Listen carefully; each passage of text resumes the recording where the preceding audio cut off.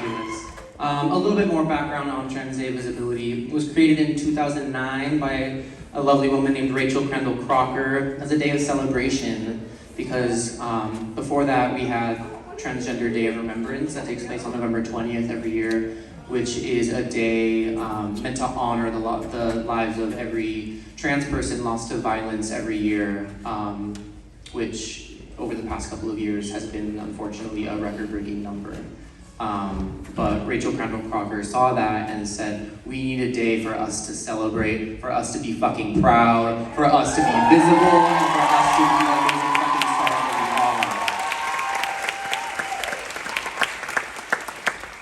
we are. And, you know, thinking about this idea of visibility, it's not always a positive thing.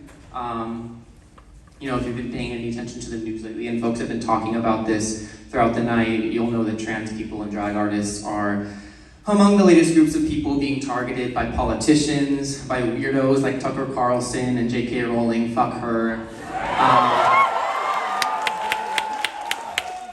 And in 2023 alone, there are over 400 anti-LGBTQ bills that have been introduced across 44 states, y'all.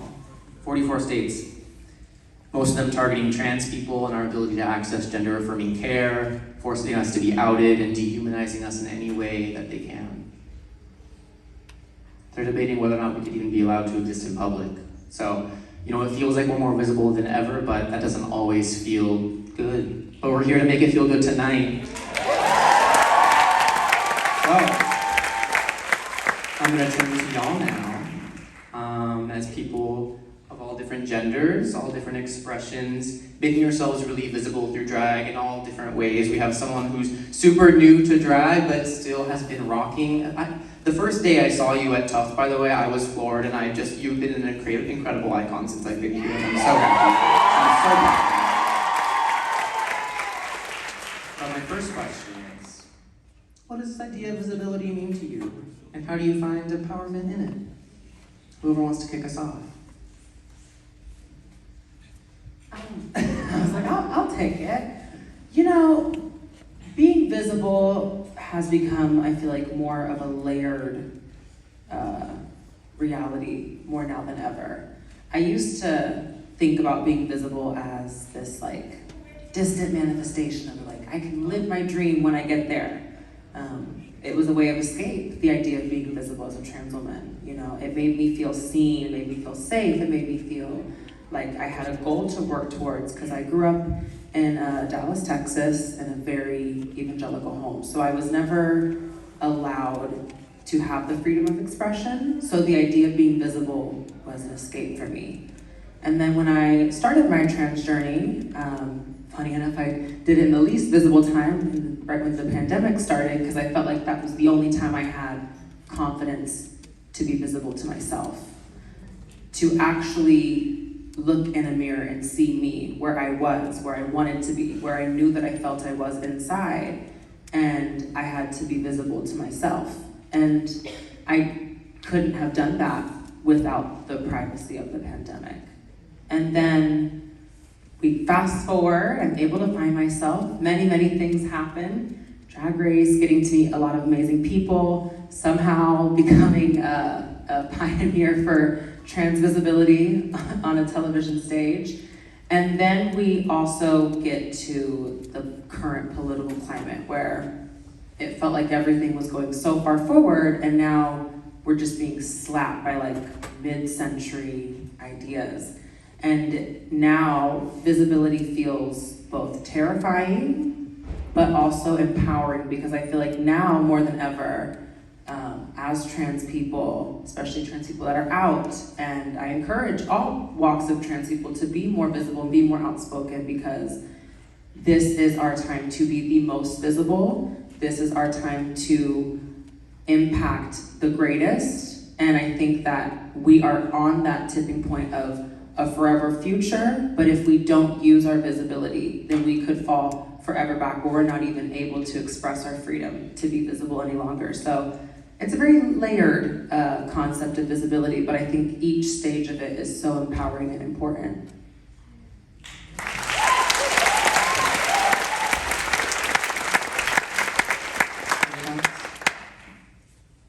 Well, My biggest fear in life is to be invisible. So I realize that Day of Visibility is a very special thing, but I do think that every day of visibility is a special thing. I realize the importance of it, and I realize the power of it and what it means symbolically. But really, it really is about living your authenticity every single fucking day of your life. And some people are not gonna like it, and it's really not that part's not your problem. You know, I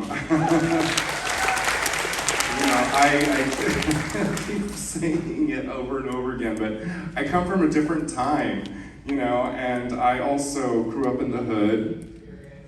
So I was really taught, and I'm Gen X, so we were really taught to kind of be invisible. Don't make yourself ever visible. Hide it all. I grew up in a very Christian family. My father was actually a Muslim who became a Christian, and at 50 years of his life he was a Muslim, and he converted to Christianity and became a pastor. So that's a big part of my identity as well, is this concept of being forced into being invisible, and that just I just didn't understand that. I never understood it, and I've just been living my true self. I also am from a time when there wasn't even a word. We were never called non-binaries or gender fluid. We were just faggot, you know, and that was it. And that's what you would be called in a very derogatory way in public. But my generation of time was one where you had to really learn how to fight, and that's why I'm listing all of these things of where I've been. And seeing progress in the world, I'm always very excited about it, and I'm always rooting it on. But watch your backs, because some people don't want you to be happy. There's a lot of people who don't want to see you visible. So never, don't be afraid, you know. Be visible, be who you are constantly, and be that person, be yourself. And that's the most fulfilling way to get through life. It doesn't matter what anybody else thinks, really. Again, I'm so excited to be with a bunch of cool young college kids, because I believe the children. No, I'm just kidding. No, I'm just kidding. I was all crying. But it's the truth. Y'all kids are going to be here with your families and your lives and doing a lot of the work, and I'm here to encourage you and to say that that you can do it. We can do it. We're all going to do it together. We're family. We're our chosen family. We're together. We are a community. We are afraid of no one, and we are visible every fucking day.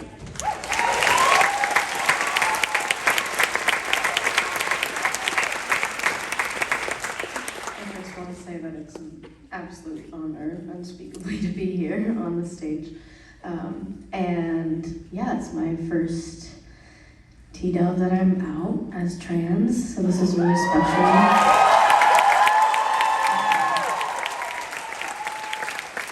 And I think with this question of visibility, it's also this act of being seen. So there's someone doing the seeing often. Not the perceiving, but what is it like to be seen? And to me, yeah, I felt with so many barriers to that. I feel highly perceived at Tufts all the time. Even in drag spaces, there's all these layers to that. And what does it mean to for me, for example, to let my ego down and say, I don't know what this means. I don't know what your gender expression, what your gender identity is. Let me ask, and let me not be boxed in by my perceptions, but what does this mean to you? I've been learning about, what it means to, even non-human, to be one with nature, to be creature, to be slug, to be bird, to be pigeon. What is it like to connect with trees? What is it like to make that part of our identity, to be seen in that way? So I think that's a question. And another piece I'll say is that it's also about who's still made and rendered invisible. And so fat trans people Black trans people, disabled trans people, undocumented trans people. Like there's so many trans people who maybe don't actually want to physically transition and are still very trans people that do want to transition and don't have access to that. You know, who are we talking about? Who are we allowing to take up space? Who are we praising? Who are we paying? These are the questions that I'm asking when we're thinking about visibility.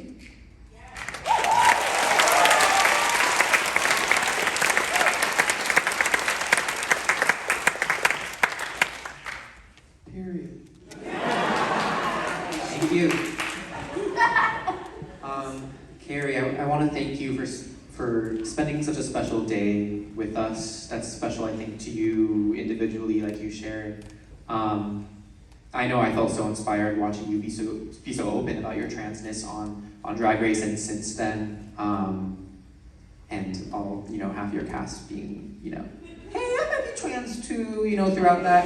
I kind of joke, like, I don't know, I feel like I really earned my trans card when I had a couple friends come to me and be like, you really helped me get here, and just being around trans people, it's a magical experience, and thank you for sharing that, and thank you for being here today. Thank you. This is honestly the best way I could think to celebrate it, because this really is what the Trans Day of Visibility is about. It's being in your community, a part of your community, and sharing with your community, because I learn and receive just as much as I feel like I try to give to everyone. So thank you so much. Raj, I'm going to come to you next. So your first season of Drag Race aired 12 years ago. Sorry. I thought it was 13. I'm not trying to call you. But I really want to know, and you talked about this a little bit, but have you noticed a change in how queer communities and how drag spaces welcome in trans people and non-binary people, like you mentioned? What does that change look like, if any? Since I've been on Drag Race, oh my gosh, it's been dramatic. It's been really, really dramatic. Season 3, 12 years ago, Drag Race was still a very new concept. It was still in its very primitive and young stages. And I didn't even know if I wanted to be on the show because at the concept of being on reality TV, especially competition at that time, was a little bit kind of like, it wasn't always a great idea. Snooki, that's who I think of, or just Snooki. But it was that time of reality TV, but it's really wonderful to see how we've caused such a ruckus in drag expression that we've pissed off the government. It's mind-blowing to me that visibility and the fact that people are celebrating and loving dress up and an art form of shape-shifting and playing with gender and music and costume, and it's just one of the most gorgeous things, and it's such an important expression now. There's a fucking convention for it that I won't be at this year because I'm over it. But my God, there is a convention that happens annually, and it's in different parts of the world where people go, and you can just have a great time with other like-minded people who are also celebrating a very particular and once upon a time taboo art form. So seeing it 12 years later and seeing, it used to annoy me when everyone would tongue pop and and this and that and this and that, and it was just like, oh yes, this. But now I love it. Now I'm like, this is the cause of all this, and I'm excited to be a pioneer in all of it. At first I didn't want to, but look at me now. It's like I helped kind of cultivate this thing, and it's a proud moment for me. So. But I love it. I think it's wonderful, When I was a kid, here I go again. Here I fucking go again. But, there were very few people, there was no internet, so how do you even find these people? So for me, performing a song like Supermodel tonight was really just kind of my love to RuPaul and being so thankful for her, because in 1992, I saw her on Arsenio Hall. No, even before that, I saw her in fucking Geraldo as one of the club kids. and then seeing her in the Love Shack video from the B-52s, so that she's a part of my chronology of who I am today, and her visibility at that time, and people like her, people like Lady Bunny, and Joey Arias, and Ravenel. You know, some of you don't even know who the fuck I'm talking about. But it doesn't matter, because you know who Kerri Colby is, you know who, so there's a group of people who are out there doing the thing, and now I'm one of those people too. So to see the progress, to see the evolution of drag is a beautiful thing to watch. And I'm excited that I get to live through it and watch it all happen. Yeah. I'm excited we get to watch you. Quickly, I want to say to you next. This morning I had this memory flood back all of a sudden of our first strut. If folks don't know, we have a drag and dance party for orientation at the beginning of the year, each year, for our incredible first year students. It's called Strut. JP, who is here tonight always, she produces the hell out of Strut. We had 600 people come this last year, but besides the point. At my first in-person Strut, because we had a little Zoom one to begin with, we had an amazing drag performer named Kamani Sutra, and the two of you... Auntie's baby. Yes. Oh my gosh. But you two had this incredible moment dancing together and connecting in a way that moved me so deeply. And it makes me want to ask you, you know, what has influenced you? And then also, I mean, this is for really the three of you, like, how has it been bringing your culture into your drag also? Like, the South Asian representation being something that I know I didn't see a lot of, even just like 5 years ago, and that's something that I've seen all of you incorporate into your drag. What has that been like for you, and how does that feel? Thank you for that question. That moment, there's so much universe shit that happens with drag. That song, Maradala, it's one of my favorites, and I will be performing it on the screen one day, just you wait. Yes, And it's performed by the icon Madhuri Dixit. And that was my first performance as Kulfi John in front of my family and auntie, most importantly, Maradala, about a year later. But yeah, I didn't know that I wanted to do drag at that point. It was such but I've grown up with drag. Mehfils, that's drag, and Bollywood. Shah Rukh Khan, let's talk about it. Oh, those eyes, like, oh my God, there's so much gender happening, there's so much romance happening, and I grew up dancing Kathak. I grew up Hindu, and there are all these concepts of Ardhanarishwara, half man, half woman, of so many spirits taking place, so many incarnations of oneself, and that's what I'm exploring through drag. What I've explored through drag my entire life is, what are these different forms of myself, actually? I feel so unlimited in that way.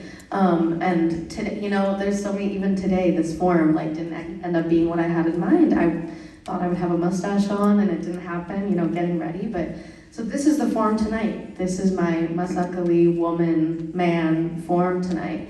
And it is meant honoring, bringing my culture to drag is just, I mean, auntie, I don't even know where to begin, and how she has brought me into this space and brought so many South Asians and just been a fairy godmother. Whitney, Cinderella, let's talk about it. A fairy godmother to me and to so many, in terms of, yes, bringing the culture, but expanding and layering. And so we're bringing the past and the present and the future, and we're envisioning, you know, things beyond even just half man, half woman. And Gulfi's a courtesan, right? A sex worker. What does that look like? To honor sex work, to honor desire, to honor this body and what it's doing for you, right? And to pay that, right? To cheer for that, to honor that in such a specific context, because it's not just stripping, you know what I mean? And I did that kind of bit too, but just the most simple, like what kind of work is a veil doing? Are these fingers doing? Are the eyes doing, right? And so that's what it's meant, to honor that there's so much that the US, that Boston has to offer, and that there's so much that histories of South Asians have to offer that I can expand on and layer upon.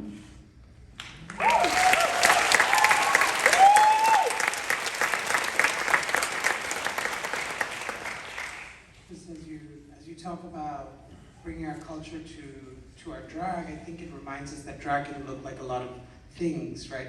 It doesn't look like one thing. I think, Raja, you've been a pioneer in teaching us that the drag body on stage and being a winner, you can do a lot of strange things with your bodies, and you can style yourself in really interesting, complex ways, drawing from your own cultures, and reinvent fashion and beauty and teach others what beauty can look like. And so you are an auntie to all of us in that way.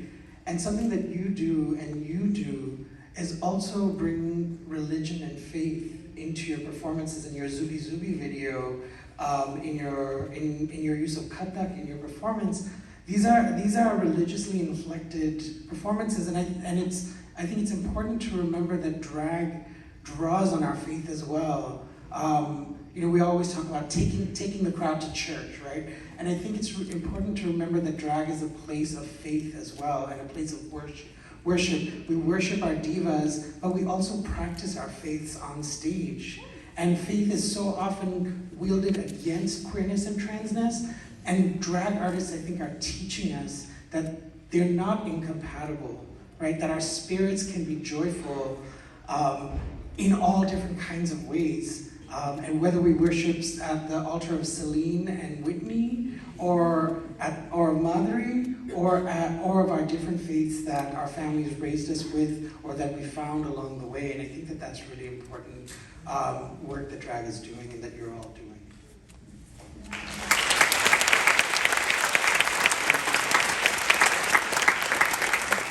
I spoke a little bit about how different drag can look, and I know that, we have a young crowd here, lots of folks who are under 21 who, maybe their only exposure to drag has been through things like RuPaul's Drag Race. What do you want them to know about drag when they leave here tonight? What do you want them to look for and to think about as they, go and witness all the things that drag can be outside of that really mainstream sort of idea that we're presented?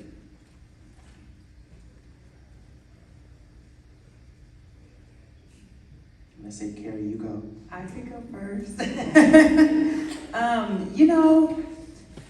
Drag, and I find myself asking myself this a lot, what is drag? What is drag to me? Where did all my inspirations for drag come from? And kind of drawing from the last question about it being spiritual, I feel like everyone has a connection to soul and spirit, and in our own unique way, we connect universally to rhythm, to music, to art, to things we've learned from our beautiful family history and lineage, or chosen family, or moments that got us through very hard times that nobody knows or cares about, but to us it is forever life-changing. That one song comes on, that one moment comes on, and drag really is, I feel like, not to fully go back into the RuPaul spiral, but Mother Ru said it best, where we're all born naked and the rest really is drag. And there is an unlimited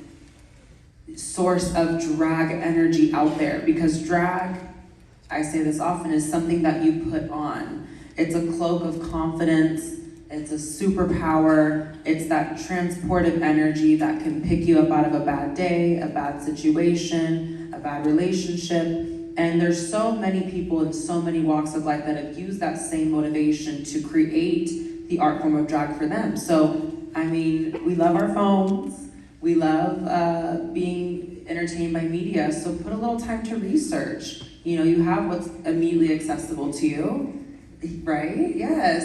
You have the Boulay Brothers, you have RuPaul's Drag Race, but beyond that, start looking into, even in very many ancient cultures, like we were saying, there is an element of drag to embodying and embellishing and transporting yourself beyond this human form and what that looks like. So I encourage all of you, if you find that interesting or it does something for you, do your research, because you'll also probably find how you can apply that element of drag theology into your daily life to help you elevate past your immediate conditioning or circumstances, whether it brings you to a stage or if it brings you just to elevate in your life and your overall consciousness, and then you're able to exist more efficiently, and you're gonna have so much more to reference towards as you're living. Girl. All of it. I think there's nothing that I could even add to that. That is so profound, everything that you said. I love that we're talking about drag in the spiritual sense too, because it exists in so many cultures. The idea of the third gender, or even more genders. There's two spirits in Native American culture.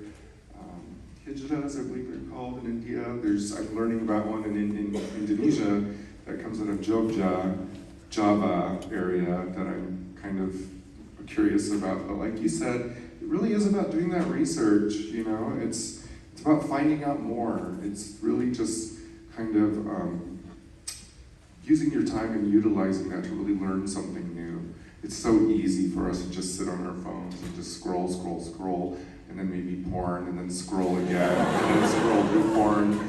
And we waste so much time, but I really cherish those moments when I choose to learn something new over porn.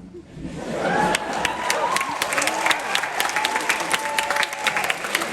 the spirituality part has been very important for me. I think it's one of the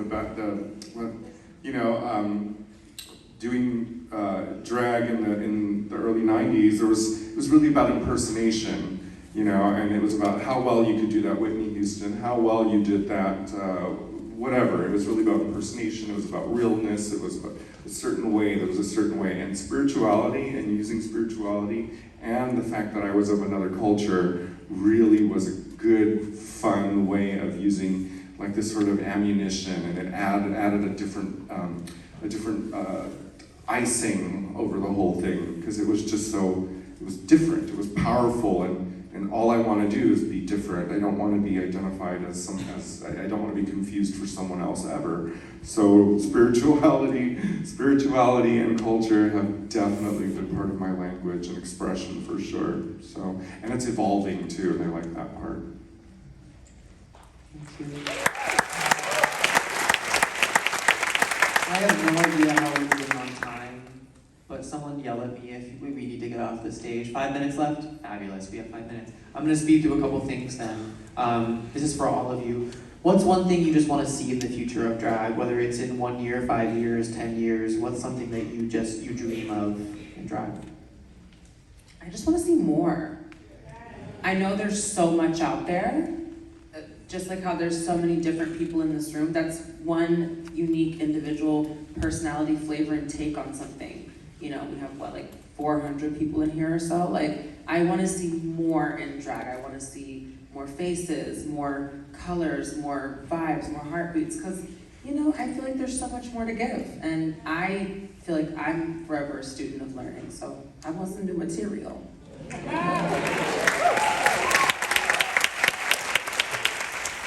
I want people to leave us the fuck alone. We're not the problem. If we're talking about the future,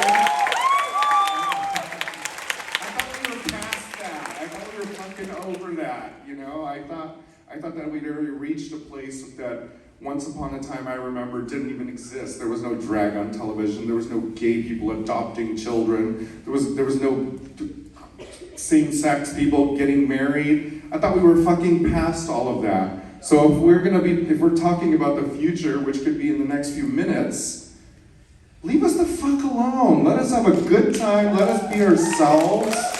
We're not the problem. We're not your problem. Leave us alone. Y'all figure it out. I've already figured my shit out. So you know what? Leave us the fuck alone. Let us have a good time in the future, near future.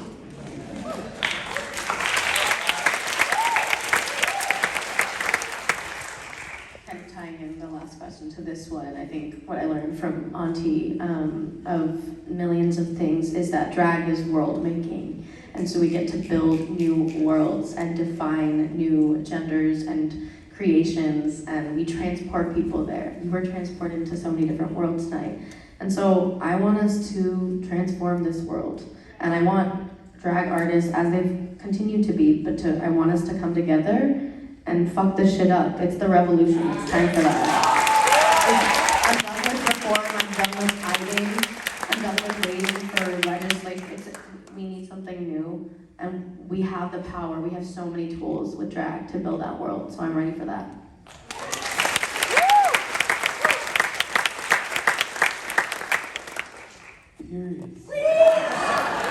No, I will say I want more under 21 drag spaces. Yes. Right here at Tufts, JGC. And I want more drag in non-English languages.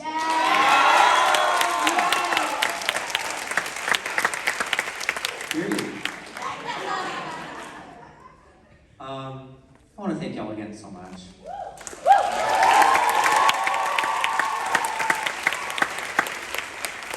And for all of our lovely straight and cis people out there tonight. Where's the money? Where's the money? Yeah. Where's the money? Donate. Tell your rich parents to donate. Yeah. I know lots of people. I know, not all of you, but you know some rich people out there. There is, again, a QR code in the back of your programs that has a link to a bunch of stuff. Even if you don't have the funds to give, there are people to follow, there are things to educate yourself on, there are drag shows to go to. Tip your fucking drag queens, please, and your kings. And yeah, donate your money. Support the queer and trans people in your life. Seriously, ask us how we're doing. Ask us how we're doing, because sometimes we're not doing well. On that note, I want to thank y'all again so much for your time. Can we give it up?